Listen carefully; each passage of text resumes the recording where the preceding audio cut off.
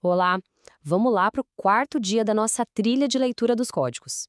E hoje o dia promete, viu? A análise é densa, muito estratégica. A gente vai mergulhar a fundo em artigos que são a espinha dorsal da Constituição Federal, do Código Penal e do Código de Processo Penal.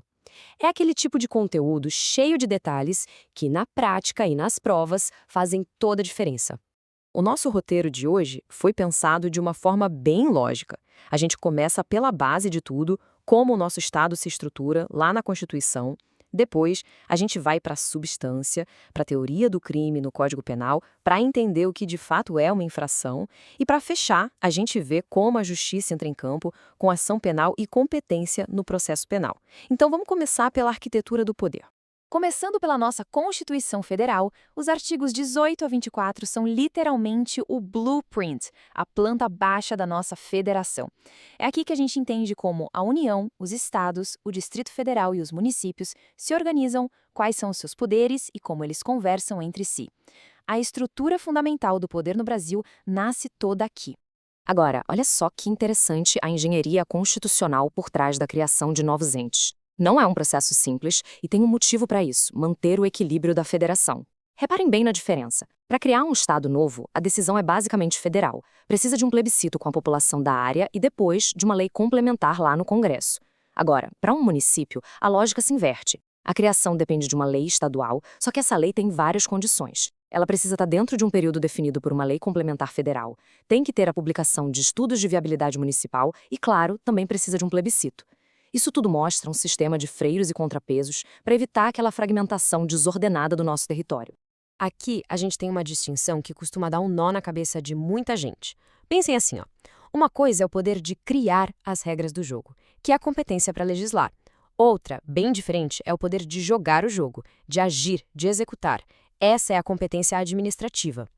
Do lado de criar leis, a União pode ter o monopólio, que é a competência privativa, ou pode dividir a tarefa, que é a concorrente. Já do lado de executar, das ações práticas, a União pode agir sozinha, na exclusiva, ou em conjunto com todo mundo, na competência comum. Entender essa diferença entre fazer a lei e executar a ação é o segredo para desvendar o federalismo brasileiro. Vamos aprofundar um pouco mais essa ideia. Pensa na competência privativa como se fosse um cofre trancado, e a chave está com a União. É ela que legisla sozinha sobre os assuntos mais importantes, tipo direito penal e civil. Mas, e é aqui que está o pulo do gato, a União pode, usando uma chave especial, que é a lei complementar, autorizar os estados a legislarem sobre pontos bem específicos. Já na competência concorrente do artigo 24, a história é outra. Não tem cofre. É mais como um quebra-cabeça que a União, os estados e o DF montam juntos. A União dá a moldura, as normas gerais, e os estados vão preenchendo as peças, suplementando a legislação. E se a União não fizer a parte dela? Aí os estados podem legislar de forma plena. E esse slide mostra exatamente o que acontece quando a União, que estava omissa, resolve legislar depois que um Estado já fez a sua lei. Presta atenção, a nova lei federal sobre normas gerais não anula, não revoga a lei estadual. O que ela faz é provocar uma suspensão da eficácia da norma estadual naquilo que for contrário. É um mecanismo super inteligente para harmonizar o sistema todo. Então, o ponto crucial para martelar na cabeça é este aqui. É um detalhe muito cobrado em provas. A palavra-chave é suspende, não é revoga. A lei do Estado fica ali tipo um stand-by. Se por acaso, lá na frente, essa norma federal for revogada, a lei estadual pode voltar a ter eficácia total. Guardem essa distinção porque ela é fundamental para entender a dinâmica da competência concorrente. Bom, agora a gente muda de código e entra no coração do direito penal, a teoria do crime. Vamos analisar os artigos 20 a 48, que são os que nos ajudam a decifrar a estrutura de um crime, olhando tanto para a conduta do agente, o ato, quanto para o seu estado mental, a mente. E a gente começa com um erro de tipo. O que é isso, afinal? De forma bem simples, o agente tem uma visão distorcida da realidade. Ele não sabe o que de fato está fazendo. Pensa no caçador que atira num vulto na mata, achando que é um animal, mas na verdade era uma pessoa. A consequência jurídica disso é direta e reta. O erro de tipo, por definição, sempre, mas sempre mesmo, vai excluir o dolo, a intenção de cometer aquele crime. Agora, muito cuidado para não confundir com o erro de proibição, que é onde muita gente escorrega. A diferença está na cabeça do agente. No erro de tipo, ele erra sobre a realidade. Eu não sabia que aquilo era uma pessoa. Já no erro de proibição, ele erra sobre o direito. Eu sabia que era uma pessoa, mas eu achava que atirar nela naquelas circunstâncias era permitido. E as consequências? São completamente diferentes. Se o erro de tipo for inevitável, não tem crime. Acabou. Se for evitável, ele afasta o dolo, mas ainda pode haver punição por culpa, se a lei prever. Já no erro de proibição, se for inevitável, o agente fica isento de pena. Se for evitável, ele é condenado sim, mas a pena diminui de 1/6 a 1/3.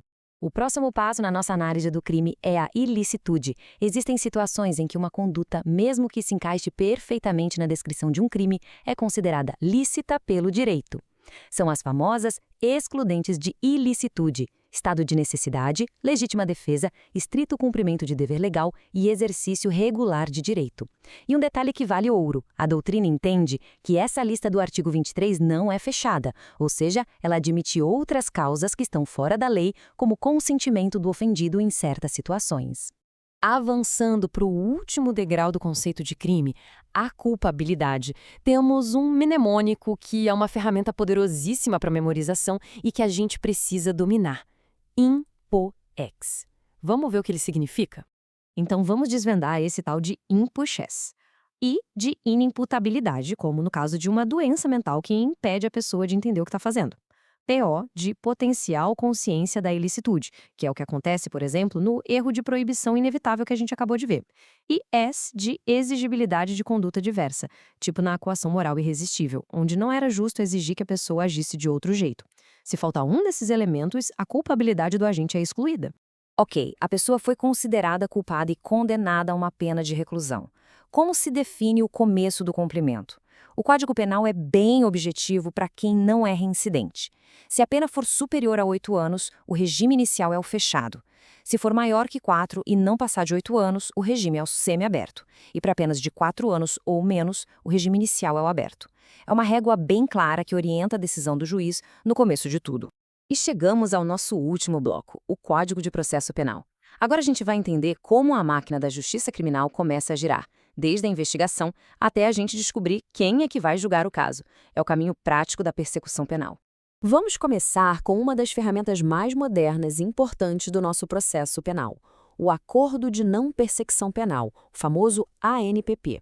É uma maneira de resolver certos crimes sem precisar de um processo judicial inteiro. Mas, óbvio, não é para qualquer caso.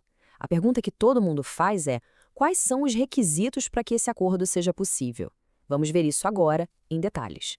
Os requisitos do NPP são cumulativos, viu? Precisa ter todos eles. Primeiro, não pode ser caso de arquivamento.